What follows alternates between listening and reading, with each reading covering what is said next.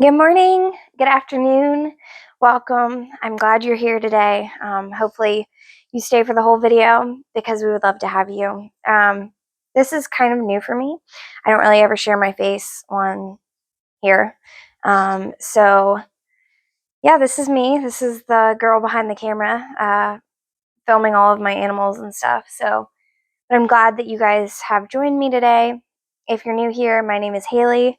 And like I was saying, I just post a bunch of videos of my animals. So this is a first of me actually presenting to you guys, showing my face. So I want to come on here today because I had to do a presentation for school. It's called a Senior Practicum Capstone Research Project, and basically it's an accumulation of research, interviews, service projects, and a bunch of different things go into this. So beginning of the school year, we had to pick a topic, something that was near and dear to our hearts. And then basically from that, we end up going on to research and collect data and everything I just said. Basically, we have to put that into a presentation. It's a year-long project, and then we present it at the end of the year to a panel of judges, and we are graded on our job well done kind of thing. So I'm going to present this to you guys today because I think it's important that we talk about this, and I think it's important to raise awareness. So I'm going to have my slides right here. You're not going to be able to see them well. However, if you are interested in getting a copy of the slides or seeing my research, I would be more than happy to post it. And I would just love it if you commented down below, and I'll get back to you as soon as I see it, and I'll send them to you. So welcome. Good afternoon, guys, or good morning. And I want to thank you all for being here today. I want to thank you for tuning into this video. My name is Haley. For my Senior Practicum Capstone Research Project, I explored the issue of anxiety in young children and how Christians are called to respond to it. Mental health has become a growing topic of discussion in modern-day society. In the past, people often avoided talking about emotional and mental struggles because it was frowned upon. However, today there is a growing awareness that mental health affects people of all ages, including very young children. Children experience emotions just like adults do, but they often do not yet have the proper vocabulary or emotional understanding to be able to explain what they are feeling. And because of this, anxiety in children can sometimes go unnoticed or even misunderstood. Through my research, interviews, and service experience, I explored both the causes of childhood anxiety and the ways that parents and Christian communities can respond with compassion, understanding, and biblical wisdom. But before we dive in, I'm going to take you guys through my table of contents, kind of like what I'm going to be talking about. So you probably won't be able to see it. Sorry. So this is my table of contents. So I'm going to start with my introduction, personal story, growing issue and definition, causes and symptoms, Christian perspectives and biblical insights on how parents are called to respond, my service project, and then we're going to skip conclusion and acknowledgements. Okay, so this is my story. So I'm going to read the bullet points up on the screen because I don't want to make you guys feel like you can't read them. So my first bullet point is how parents are called to help children with anxiety, personal experience with anxiety, first grade diagnosis, physical symptoms, and family support. So before discussing my research today, I want to explain why this topic is personally meaningful to me.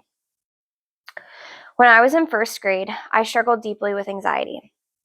It also kind of happened at the end of kindergarten, but more specifically first grade. I was feeling these weird feelings that a little kid, you're already feeling stressed out with everything that is going on, and then to have these scary feelings that you don't understand, it's really hard. I remember I used to get knots in my stomach. We would say butterflies in my stomach. I used to tell my parents, I would go and cry to them and say, Mom, Dad, my legs are feeling like spaghetti. It was a scary feeling because I felt like I was constantly going to fall over. I felt like I was going to collapse. I didn't know what was happening. I would throw up almost every single day, multiple times a day. And it was like really hard for me to get to school because I would fight my parents on it because I was so scared. Nothing really like was going on in my home life that I can recall. But my parents saw all of this and they did not know what was wrong with me. Nobody really knew what was wrong with me. I remember there was multiple instances where I would just start screaming and crying and I would not go to school. And it got to the point where they would have people walk in with me to school to give me that extra support and help getting me to class. My mom also would she ended up getting like a ton of stuffed animals and like little toys and stuff, put them in a giant bag. And at the beginning of the week, I would get to grab one of those stuffed animals out and I would get to carry it through the week to my class and just get to have that as like a comfort. So that really was something that helped. But basically, through all this, we didn't know what was wrong with me. I was at the time witnessing a friend who was collapsing from epilepsy. So she would have pretty significant severe seizures, which was really scary and traumatic, which has actually created PTSD for me. I went to many doctors because my parents didn't know what the heck's wrong with me. And we were scared. I mean, they were scared because they didn't know, like, if I was, like, really sick. They didn't know. So I used to go to a bunch of different doctors. I remember getting blood work done. I had people pressing on my stomach to try to figure out what the heck was going on. And it was a very scary time for me. And then few months after going to these doctors, we had one doctor that came into the room and she was like, yeah, she has anxiety. So I was diagnosed with severe anxiety in first grade, which that's around the first kind of age or year that most kids do get diagnosed with anxiety. However, that's just like the youngest really that they diagnose somebody with anxiety, but most anxiety does go unnoticed and undiagnosed until later on in life.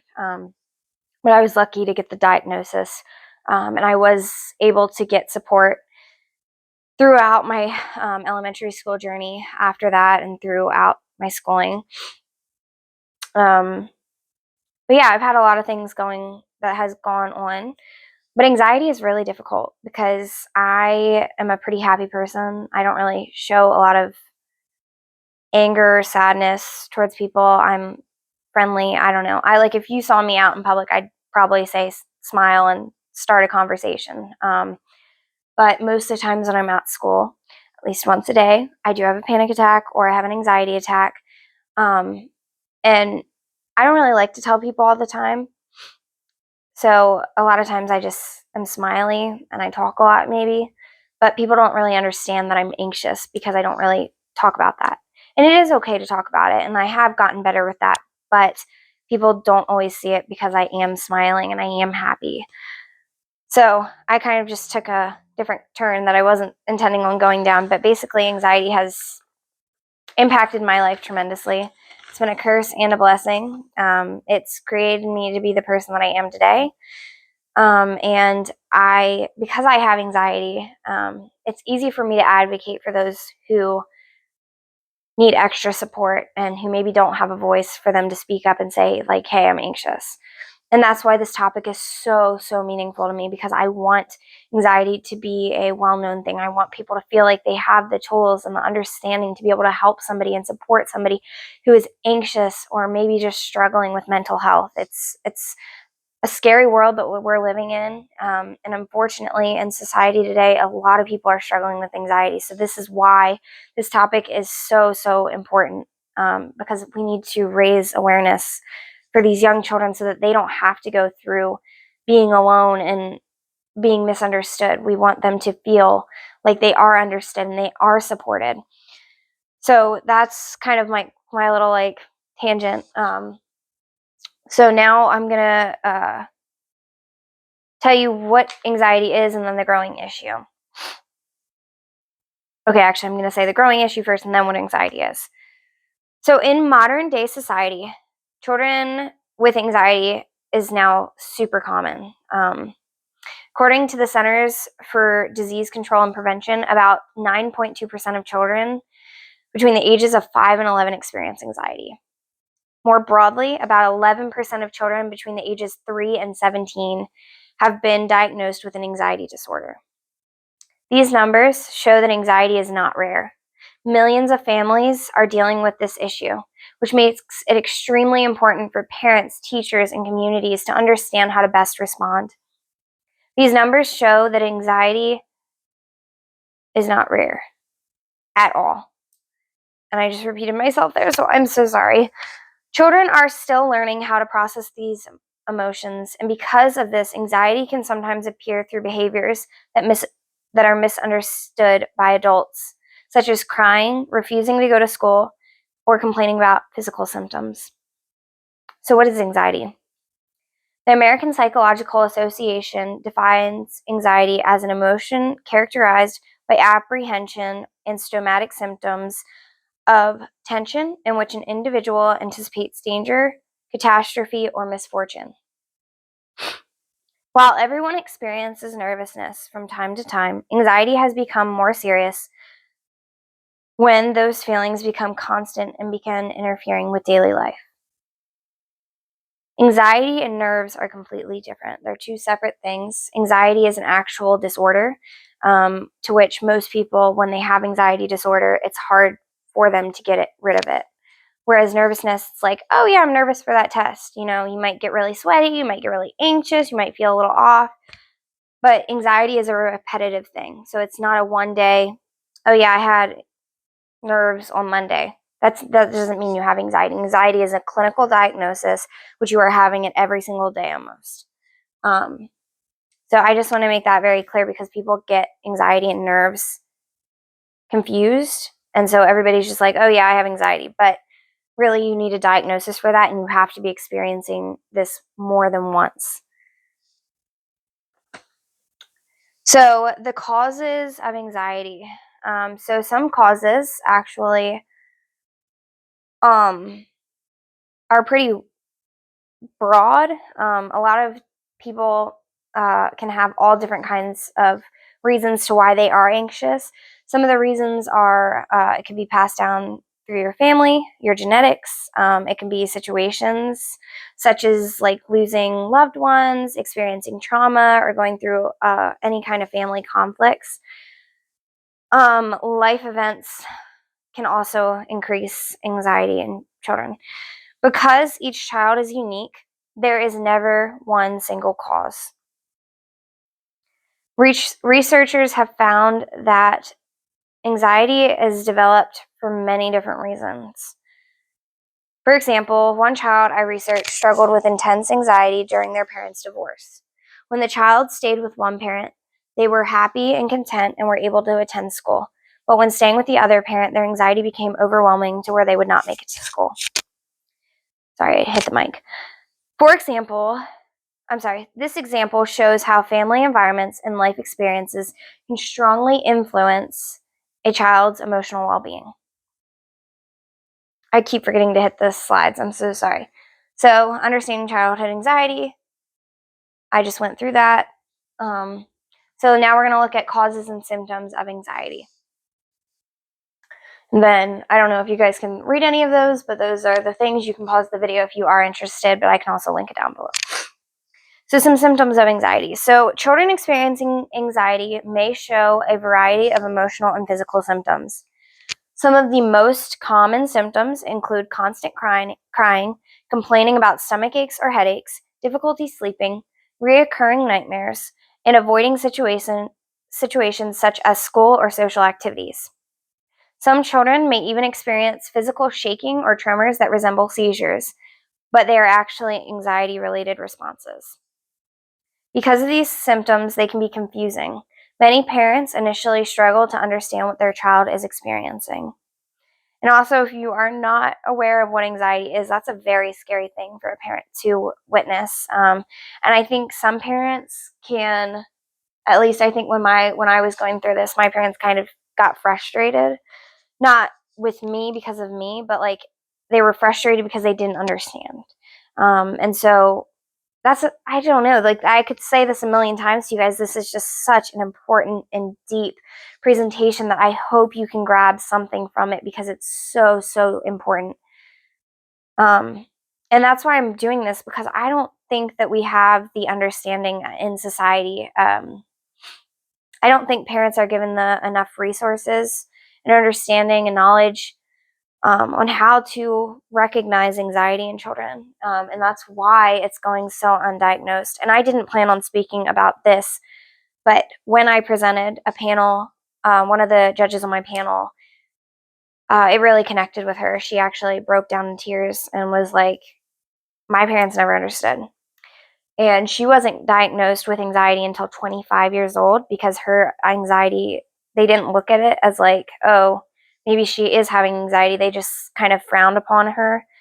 And it led to her being diagnosed at 25, which having a diagnosis so late in life is so difficult, because when you have a diagnosis for something, at least in my case, I think it's easier to connect with people. Having had a diagnosis, it's easier to understand yourself, because then you can do the research and you can talk with people and get the support that you need. And that's why it's super important, because if you don't understand what your diagnosis is, it can be a little bit confusing to like, why, oh yeah, like I didn't know I was anxious. So like you didn't really get the resources, and that's scary going through it by yourself. So I just went off on another side tangent, but it's important that we talk about this kind of stuff. As Christians, we can understand anxiety through a biblical framework of creation, fall, redemption, and restoration. God created every single child with a purpose and a value. Each child is a unique creation made in the image of God. Through redemption, Jesus offers hope and comfort. Even when people experience anxiety, God is present with them. I forgot to read the fall. So the fall was actually after the second bullet point, sorry. However, the fall introduced brokenness and suffering into the world, and because of this brokenness, people experience emotional struggles, fear, and pain. And then one day through restoration, God will return and he will fully restore creation and remove suffering completely. So a more specific biblical example is in Matthew chapter 8. I'm going to give you a little snippet of what Matthew 8, chapter 8 has in it. So basically, these disciples were caught in a storm, and they were scared, and they were in this like little boat, and they were freaking out because there's this huge storm's coming. They're fearing, like, oh gosh, like, God, what's going to happen to us? We're going to die. Like, we need you now. Can you please help us? And so they cried out to Jesus, and they are scared, and they're just crying out to him. And Jesus comes, and he asked them why they were afraid. And then he calmed the storm. This passage reminds believers that God is present even in moments of fear. As parents and adults and communities, we are called to reflect this care by supporting children who are struggling. We can listen with compassion, teach coping strategies, guide them through difficult emotions, and encourage them to trust and turn to God in prayer. Just as Jesus calmed the disciples' fears, adults can help children navigate their anxiety with patience, understanding, and faith. Sorry, there is a ringing. That's our phone. So now I'm going to do, sorry, I'm trying to get to my service project. So this is my service project. I'm really passionate about talking about this because I had a great time doing my service project. I learned a lot. And it actually has led me to the career that I'm going to go to college for, which I will talk about in a little bit. So here is some photos from my service project. You can't probably see them very well, but once again, I can send out the slides if that is wanted.